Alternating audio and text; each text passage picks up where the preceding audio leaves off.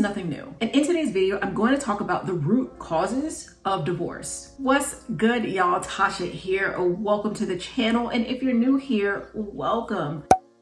On this channel, I give marriage advice to those going through a separation because I have been there and I know what you guys are going through, and I just want to help you guys get through this rough time. So these root causes are not in any particular order, but we're going to start with communication. When couples don't know how to connect with one another, they end up ending the relationship before they can even figure out what is really going on. And a lot of times it's just they don't know how to communicate with one another. Even though most of us have the capability to talk, does not mean that we have the capability to communicate with one another. Being clear in your communication can help avoid unnecessary conflicts in your marriage. When you say to your spouse, you always do this, or you never do this. When you say these words or you say these words to your spouse, either you or your spouse is going to become defensive because you feel like you're getting blamed and criticized. No one wants their character criticized. And that's basically what you're doing when you're telling someone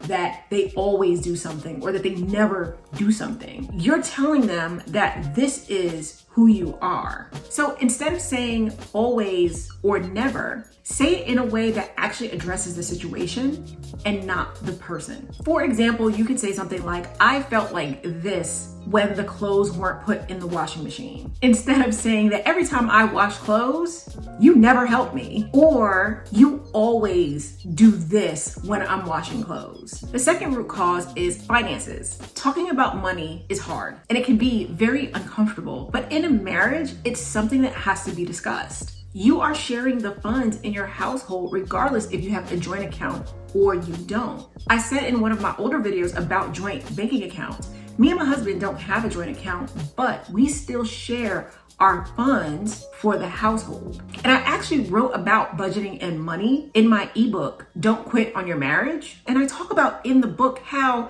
at one point I actually had a mistrust of money when it came to actually sharing an account.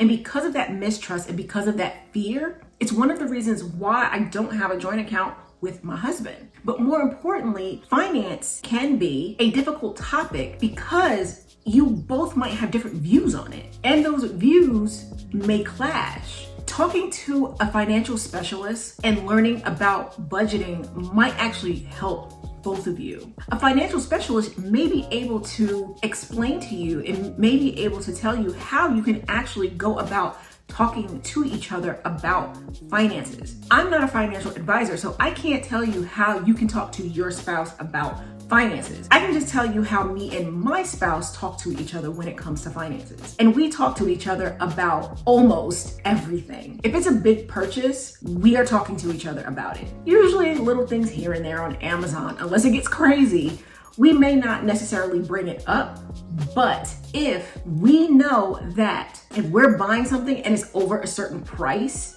we will definitely sit down and talk to each other and make sure that it's within the budget before we actually purchase that item. And let's be real, the majority of us really don't know how to budget our finances. We are not that literate when it comes to finances. There are a bunch of videos on YouTube, TikTok, all these different social media platforms. But in reality, if you are not learning about finances every single day, or at least continuously educating yourself, you may not know how to handle your finances. And I can be honest, I love my parents, but I did not learn how to budget and I didn't learn anything about finances from my parents. And I'm sure most of us are in the same boat.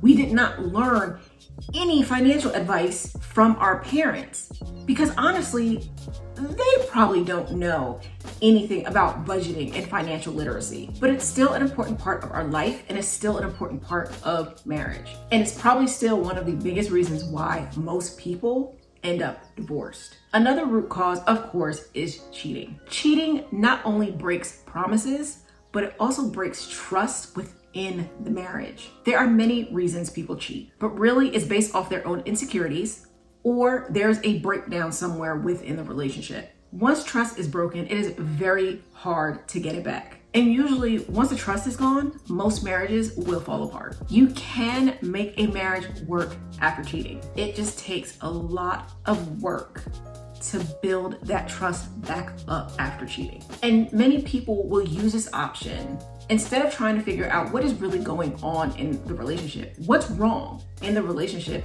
that'll make me even think about going to be with someone else instead of trying to make my marriage work. You already know if you decide to cheat, you know the consequences. You know what's going to happen when your spouse finds out. So why would you make that choice to ruin the marriage instead of trying to find out, why am I leaning towards this? What is really going on in my marriage that's making me want to do this? Another root cause, which is kind of difficult, is mental health. I'm not gonna go too much into this, but as most of us know, it is already hard dealing with mental health. And then when you add the conflicts of a marriage on top of your already mental problems, it can cause even more problems within the marriage. I know this because I have been diagnosed with a mental health disorder. So I know that sometimes the problems that me and my husband do end up having in our relationship, it can end up getting elevated just because of my mental health problems. Where someone else may look at a problem and think this is a small problem, I can look at that problem and think that the problem is huge. And honestly, most people either can't or just don't want to deal with someone who has extra issues on top of the issues that we already have day to day. Another root cause might be your own insecurity. And I'm actually going to be doing a video on how low self-esteem can actually ruin your relationship, but also how you can get your self-esteem back. When you're insecure within your marriage, it can cause you to do a lot of things that actually end up pushing your spouse away. Some people who are insecure, they may feel like they don't deserve love and they don't deserve the person that they're with. But then they also might treat the person like a yo-yo. You push them away because of your insecurity, but then you don't want them to go anywhere. So then you try your best to get them back. And then you might push them away again. It's like a constant yo-yo. You may also accuse them of things that they didn't even do because of your own insecurity. If you feel the need to have to constantly question your spouse, check their phone, you always go on their social media to see what they're talking about and who they're talking to, because you have that constant fear of losing them, my darling, you are insecure. You need to figure out what is your root cause for feeling this way. Why don't you trust? Why do you think that your spouse is cheating on you when they're not? Could you have been neglected as a child? Could it have been because of a past relationship? Maybe it's something your spouse said or did in the past. But you have to figure that out and then work on you. How do you gain your confidence back? Take the focus off your spouse and put it back on you to figure out what you can do to help you. Another root cause for divorce might be the lack of support from family. There is a saying that when we marry our spouse, we marry their family. I do not agree with that. I married my husband because of who he is, not because of who his family is. Now, I love the way he treats his family. I love his family. But when we are going through something, they're not involved in our marriage. And sometimes you have to let your family-in-law know when they have overstepped their boundaries. There needs to be boundaries between your marriage and your family. I said family-in-law, but I mean your family too.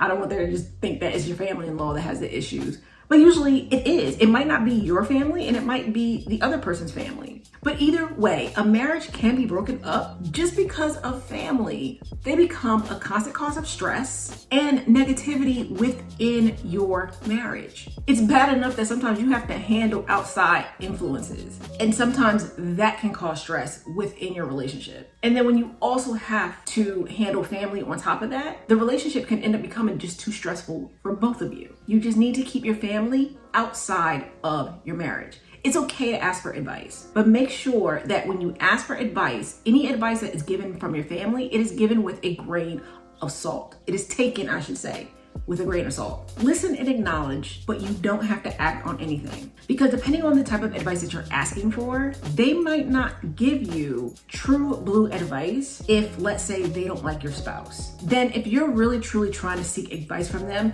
they may just be like, oh, just leave him or just leave her, when that's not what you're looking for. So just be careful when family is in your marriage, because sadly, you don't even know your own family's intentions. So those are my root causes. I know that there are probably more root causes out there, but these are just some of the most common root causes of divorce that I have seen. But I want to know your thoughts. What are the top root causes for divorce for you? You can give me a list, you can give me one. I want to know you guys' thoughts. So I hope you found this video helpful. If you like this video and you want me to do another video on some of your options, if you guys give me some root causes that's not in this video, I may end up doing a part 2 with some of the root causes that you guys choose. So like, sub, and remember, love yourself, adore yourself, and always be yourself. Thank you, and I hope I get to see you guys in my next video.